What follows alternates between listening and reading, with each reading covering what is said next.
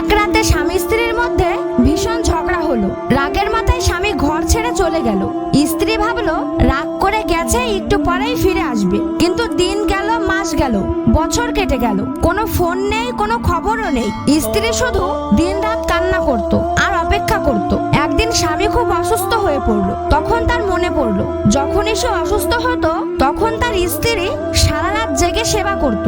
তখনই সে বুঝলো রাগ করে ঘর ছেড়ে চলে যাওয়া তার জীবনের সবচেয়ে বড় ভুল ছিল। সে সঙ্গে সঙ্গে বাড়ির পথে রওনা হলো। বাড়ির কাছে পৌঁছে দেখলো দরজাটা খোলা। ভিতরে ঢুকে দেখলো স্ত্রী বিষণ্ণ হয়ে বিছানায় বসে আছে, যেন আজও কারোর অপেক্ষায়। স্বামী ডাক দিল।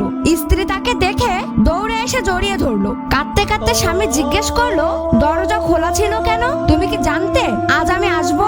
স্ত্রী চোখের জল মুছতে মুছতে বলল, আপনি যাওয়ার পর থেকে আমি কখনো ঘরের দরজা বন্ধ করিনি। ভয় হতো যদি আপনি ফিরে এসে দরজা বন্ধ দেখেন তাহলে আবার চলে যাবেন, আর আমি আপনাকে চিরদিনের জন্য হারিয়ে ফেলবো। এই কথা শুনে স্বামীর চোখ ভিজে গেল। সে বুঝে গেল সত্যিকারের ভালোবাসায় ঝগড়া হয়, কিন্তু সেই ভালোবাসায় অপেক্ষাও থাকে, যা আবার দুই হৃদয়কে এক করে দেয়। বন্ধুরা, রাগ আর অহংকার ঘর ভাঙে, আর ক্ষমা ও ধৈর্যই দুই হৃদয়কে আবার এক করে দেয়। আপনি কি এই কথার সাথে একমত? কমেন্টে জানাবেন।